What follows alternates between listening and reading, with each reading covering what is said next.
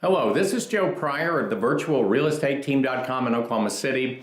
I've talked to a lot of investors about exit strategy. Some of my videos here are about exit strategy, but I want to talk about one aspect of exit strategy that I think needs to be emphasized a little bit more, and that is, let's talk about exit strategy at the beginning, not at the end. Let's find out not only what your definition of where you're trying to go with investments are, but maybe we can talk also about some of the pitfalls. And there was one in particular that I wanted to mention today and talk to you about, and that is buying in the wrong neighborhood, even when you think that the deal is pretty good. Now, in Oklahoma, we had an energy meltdown in 1982. The energy business just busted wide open, threw Oklahoma City, among other places, into a deep recession. And so a lot of neighborhoods that were started in the late 70s, early 80s just kind of stopped.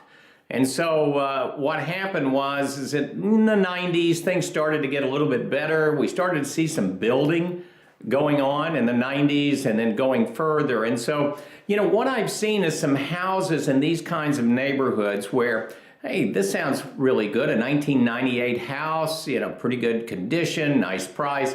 What do you think about buying it? And maybe it will rent at a decent amount. And, I'm not saying that we shouldn't absolutely do that, but on an exit strategy, if I'm going to be reselling a house built in 1998, for instance, and most of the houses are 1980 to 1982 surrounding it, I've got a problem on comparables. And so, we always try to emphasize positive cash flow as the reason to buy real estate.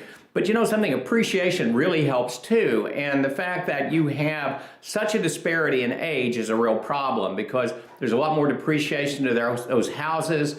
They're built differently, low ceilings, small closets, small bathrooms. And so it really does affect your value. And you should be very, very cautious about it. And I want you to know that's one of the things that I look for. And in fact, I have this one group and they seem to be buying them anyway. And last year, when I was advising them, I said, look, don't buy in these neighborhoods because most everything is 1970s, early 1980s, and they didn't.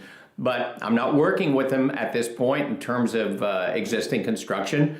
But that's what they're doing, and they're really hurting their exit strategy. Now, also, we've had some big events like tornadoes.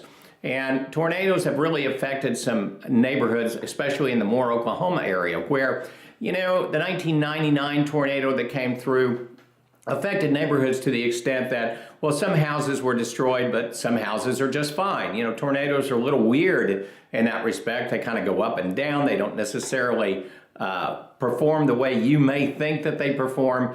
And so what happened is people rebuilt their houses in 1999. And so we see those neighborhoods also where most of the houses are built in the 1970s, but then these new houses. And that should be taken into account when we purchase that house. It needs to be purchased at a lower amount.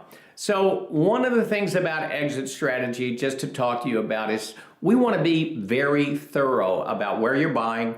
We want to make sure that the houses around what you're buying are going to support a really excellent future value. It's the kind of concern that is any person that's doing investment real estate as a realtor in Oklahoma City or any place in the United States should pay very strict attention to, and we will do that for you. This is Joe Pryor of the virtualrealestateteam.com in Oklahoma City, where we deliver traditional real estate values at the speed of technology.